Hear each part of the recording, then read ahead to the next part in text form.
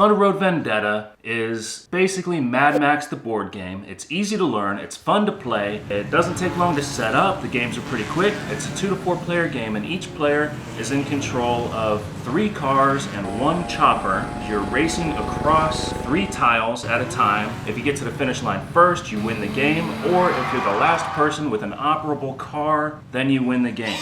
Players roll their 4 movement dice at the same time. Then they take turns assigning dice to one of their 3 cars. The 4th dice can be used on one of their 3 turns for a special ability, either using their chopper to do an air attack, or they can do a nitro boost to make your car go a little bit further, or they can drift to allow you to go through another car's space, or you can repair a damage on one of your cars. After assigning your dice and possibly using a special ability, you move your car the number of spaces of the dice you assigned, dealing with any hazards or slams along the way. If you have anybody in your front arc, you can shoot them. And then the next player takes their turn on and on until all players have taken their 3 turns. Then the first player rotates and all players roll their dice again simultaneously. Then you continue assigning your dice round after round until either there's only 1 player remaining with operable cars, or you're the first player to cross the finish line and you win. It's real easy to set up, so let's get to that first. To set up the game, you start by choosing a rear road tile, so that's going to be Chapter 1A or Chapter 1B, and place it on the table, and then you shuffle the remaining tiles to make a draw pile.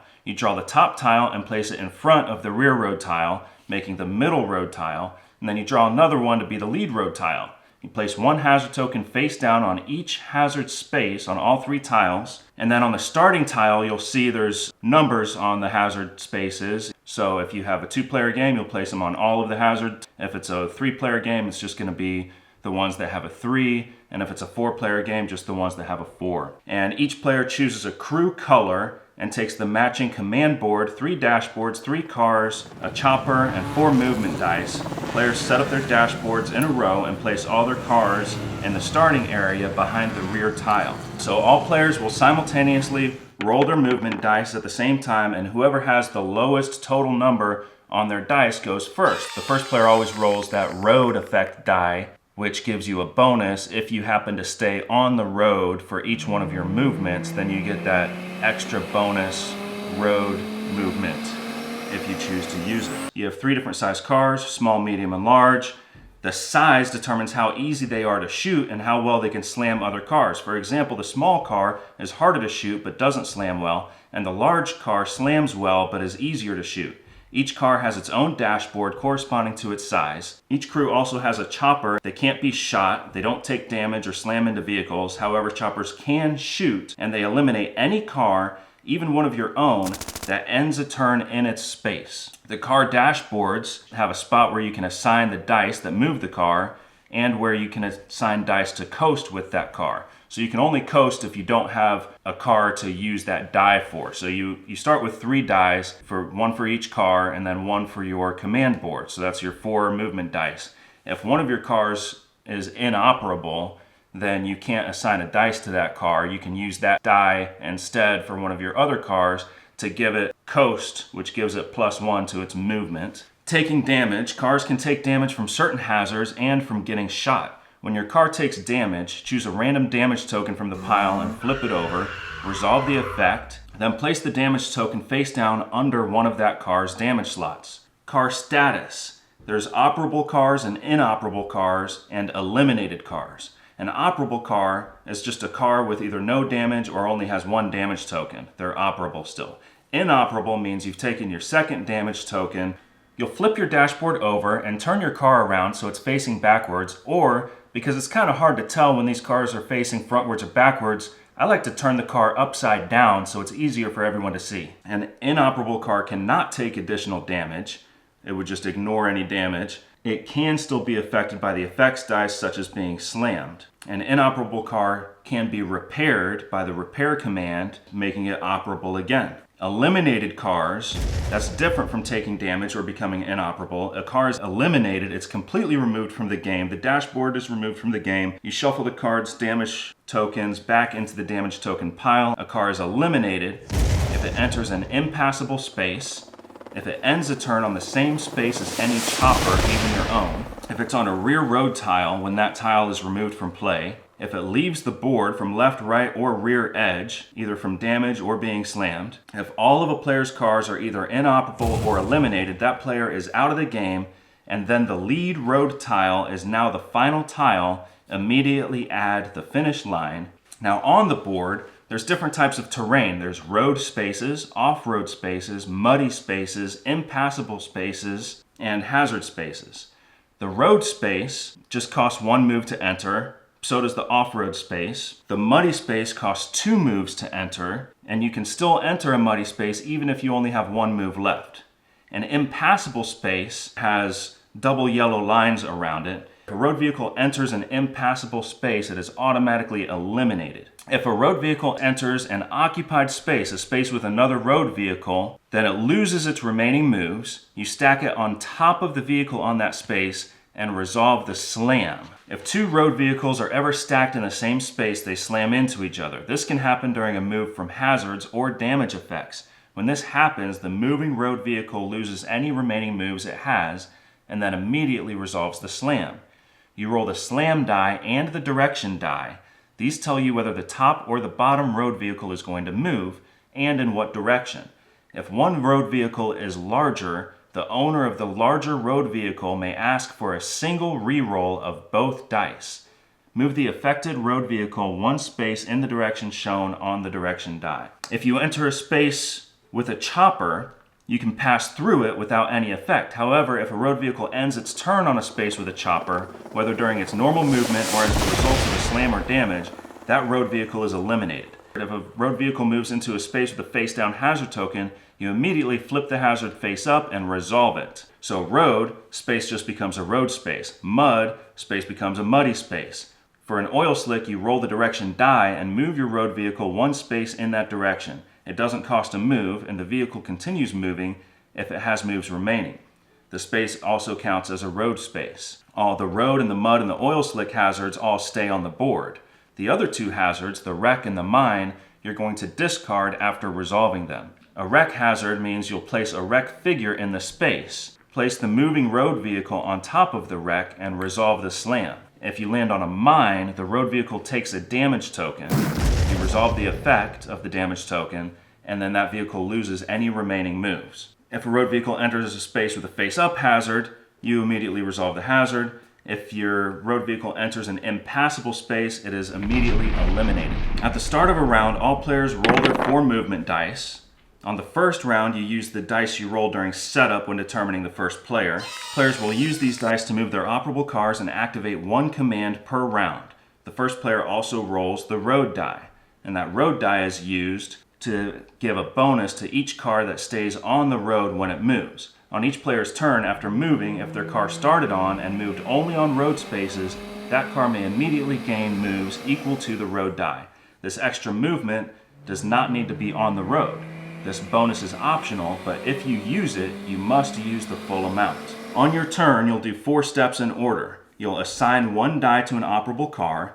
You'll activate a command if you choose to. That's only once per round. You'll move the car that you assigned a road die to, and you'll shoot with that car if you can. Your 4 command board effects are an airstrike. You can use any die number for that. You place your chopper on an empty space on the board, and then you shoot with your chopper.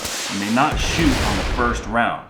The second command board effect is nitro. You can use a 1 to a 3 to increase the number of moves your car makes this turn by the value of the die you assign to the nitro. You must move the full amount of your nitro boost. Drift, if you have a 3 to a 5, pass through the first space it enters that contains another road vehicle without having to resolve a slam. If you end your turn on a space with a road vehicle, you still slam it. And then the final one is repair. It has to be using a 6. You remove 1 damage token from any of your cars and shuffle it face down back into the damage token pile. That car becomes operable if it was inoperable and may move later this round if you have any turns remaining. Your front arc are the 3 spaces in front of your vehicle: front, front left, front right. When shooting, you can only target a vehicle located in your front arc. When moving, you can only move to a space located in your front arc. Coasting, if you're going to coast your car, you move that car exactly 1 space regardless of what the movement die shows. You may not use the road die when coasting, but you may shoot if you have a target after moving the car. The 4th step is shooting. Remember, in round 1, you cannot shoot. The guns are not online until the second round. You can shoot a road vehicle in the front arc of your car or chopper. If you have more than one target, you have to choose one of them.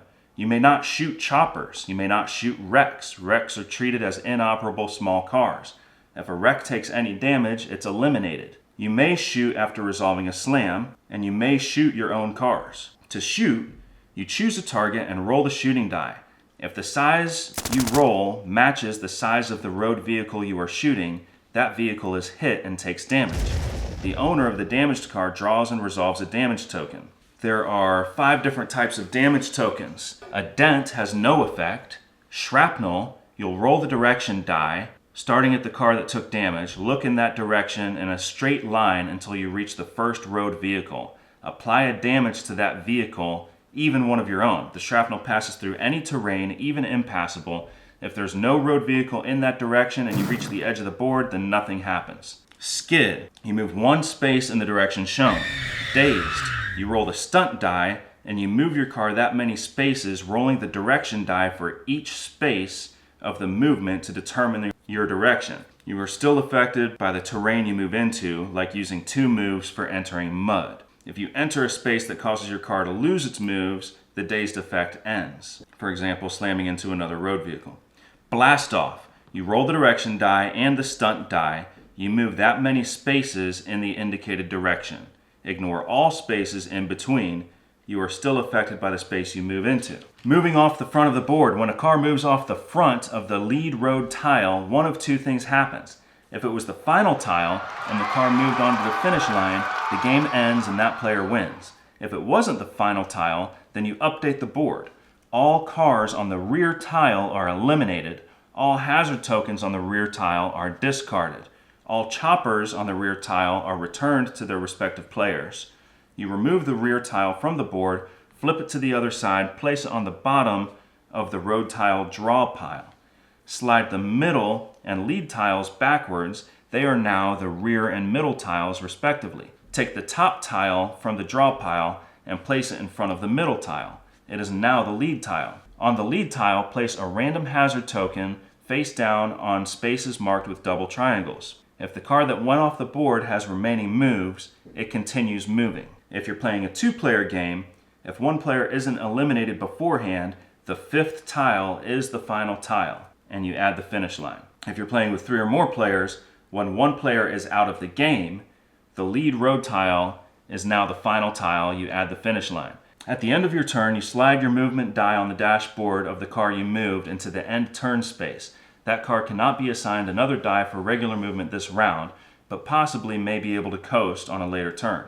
The player on your left, who is still in the game, takes their next turn. After each player has taken 3 turns, you pass the road die to the player on your left. They will be the first player to start the next round. You're out of the game if all your cars are eliminated or inoperable. You remove the player's chopper from play. The player's inoperable cars stay on the board. Winning the game ends, and you win if either your cars move on to the finish line or you are the only player left with operable cars. All right, and now I've got some strategy tips for you. The first is in relation to when you're placing your chopper, when you do an airstrike. It's a good idea to place your chopper either near hazards or choke points and in front of other vehicles. That way, if they end up hitting the hazard and getting bumped into your chopper, that car is going to be immediately eliminated. It just helps to make it a little bit harder for all the cars coming up, because that's one more space that they cannot go into or at least end their turn on, because they will be eliminated. Just be careful not to block yourself if you're behind your own chopper. Another strategy point is putting your small car in front. So when you're choosing which car you should go the fastest with and which car you should put all the way towards the end, it's a good idea for that to be the small car, because then cars that are coming up behind you have a harder time shooting you. So if someone's going to be shooting you with the chopper or coming up behind you with their own vehicle, it's harder to shoot the smaller car, so keep your smaller car out in front. Another thing is, if you're deciding where to place your car at the end of your move, it's a good idea to place your car where there's limited access behind you to be able to shoot you. That's about it for the strategy. The other thing is, this is just kind of a run and gun, fun game, rolling dice. The strategy is just do the best you can and hope that nobody takes you out first. And if you like this video, please like and subscribe. Thanks a lot.